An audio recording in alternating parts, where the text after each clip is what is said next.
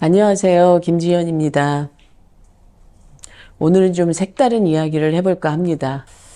코로나가 한창일 때 사람들이 너무 많이 죽어나갔고 오죽하면 장례법이 통과가 돼서 죽고 나서 24시간 안에 화장할 수 있다라는 법이 급하게 통과가 됐고 실제로 돌아가셨는데 그날 화장할 수밖에 없는 코로나로 돌아가신 분들 그렇게 장례식이 치러졌습니다. 그래서 저는 그때 좀 생각했습니다. 나 죽으면 어떡하지? 나 죽으면 어떻게 가야 될까? 자연스러운 사고의 흐름이었습니다. 그래서 제가 같이 일하는 우리 장사연 코치한테 나 죽으면 이런 장례식 해줘 이러면서 2022년도 상반기에 제가 유언을 했습니다. 코로나와 함께 새로운 장례 업체가 새로 사업을 시작했죠. 코로나 상황에서 굳이 3일장이 아니어도 1일장이어도 당일날 화장하고 당일날 장례를 치르더라도 그렇게 우리는 장례 서비스를 하겠다 하는 신생업체가 사업을 시작했습니다. 30대 부부가. 장례 서비스는 뭐 여러 가지가 있는데 그 중에서도 선택할 수 있는 장례 서비스 중에 비조문 장례식이라고 하는 새로운 장례 서비스가 있더라고요. 비조문 장례는 조문을 받지 않는 장례식입니다. 가족도 핵가족화돼 있고 코로나 상황이었으니까 여러 사람을 불러서 장례식을 할 수도 없었잖아요. 사람들이 마스크 쓰고 장례식장에 이렇게 여럿이 모이는 것도 불편한 상황이었으니까요. 그래서 조문을 받지 않는 그런 장례식, 그런 장례 문화가 생겨났습니다. 그래서 전 이렇게 유언했습니다. 나 죽으면 나무관 말고 재생종이를 활용한 종이관에 나 뉘어줘. 그런데 염하지 마.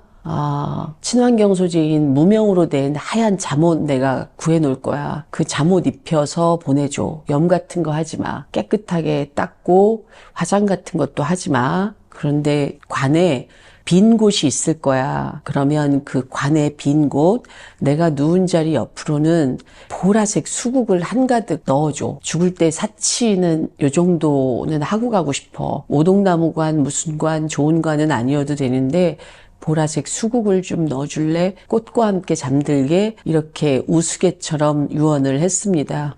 그리고 입관하고 나면 이제 화장을 할 텐데 화장장에 가서 화장을 하는 동안에 10명만 부를 거야. 우리 아들, 남편이 살아있다면 남편, 그리고 정말 우리가 영혼과 교감했다고 생각하는 그런 사람 10명만 부를 거야. 그러니까 장 선생, 그 명단은 내가 나중에 줄게. 딱 10명만 불러. 근데 올 때 까만 옷 입고 그렇게 오지 말라고 해. 자기가 입고 싶은 옷 입고 오라고 해. 그래서 10명 정도 모이는 그러한 조촐한 공간에서 내 죽음을 좀 축하해 줄래? 이 고단한 몸이 이 지구별에 와서 인생 학교에 와서 삶을 잘 살아내고 가는데 축하해 줬으면 좋겠어. 학교 생활 잘 마치고 가는 거니까 샴페인 같은 거이거나 아니면 스파클링 와인이면 좋겠다. 그리고 조각 케이크 정도 먹고 디저트 먹으면서 음악 들으면서 내 사진들 보면서 박사님 이런 사람이었어. 우리 엄마는 이런 사람이었는데요. 이분 이런 인생을 살았지. 이렇게 한마디씩만 좀 해줄래? 그리고 울지 말어. 웃으면서 좀 보내주라. 그리고 제가 그랬죠. 나는 죽을 때 정미조 씨가 부른 휘파람을 부세요. 이 노래 너무 좋아.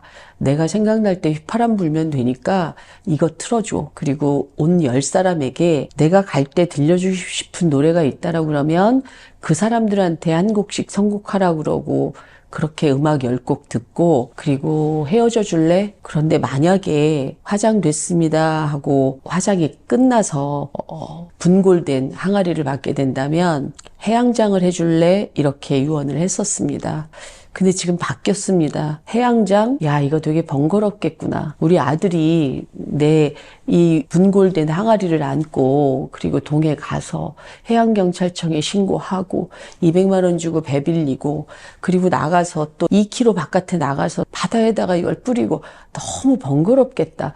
죽어서 남은 자식에게 번거롭게 해주고 싶지 않다라는 생각이 들어서 요즘 생각이 바뀌었습니다. 내가 시골집에 살게 될 텐데 노후에는 시골집 뒤편으로 얕은 야산이 있으면 거기다 뿌리던지 아니면 마당에 작은 나무가 있으면 나무 주변으로 동그랗게 파서 깊게 파서 이거를 가지런히 뿌려줄래? 그리고 덮어줘. 근데 나무에 내 이름 명패나 이런 건 달지 말어. 이렇게 유언했습니다. 제가 2022년도 초에 이 유언을 하고 나서 제 삶이 너무 많이 가벼워졌습니다.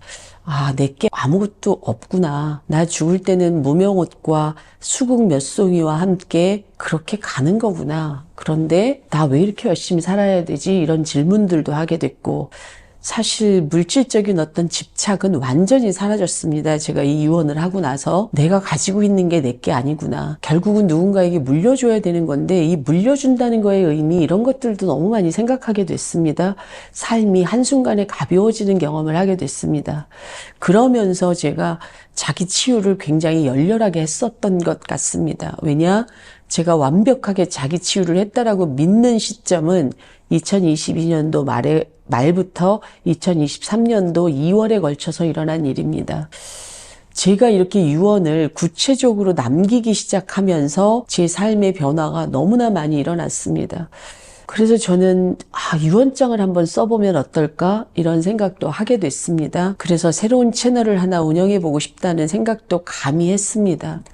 누군가 유언장을 쓰면서 자기 삶을 정리할 수도 있고, 유언장을 쓰면서 아쉬움도 많이 남을 것이고, 유언장을 쓰면서 누군가 사과하고 싶은 사람에게 사과하는 말에 유언장을 쓰게도 될 것이고, 후회되는 여러 가지 것들을 쓰게 되실 텐데, 이 유언장을 받아서 내가 라디오처럼 유언장을 치유해드리면 어떨까? 이상한 혹은 김지연이만이 할 수 있는 독특한 이런 생각이 떠올랐습니다.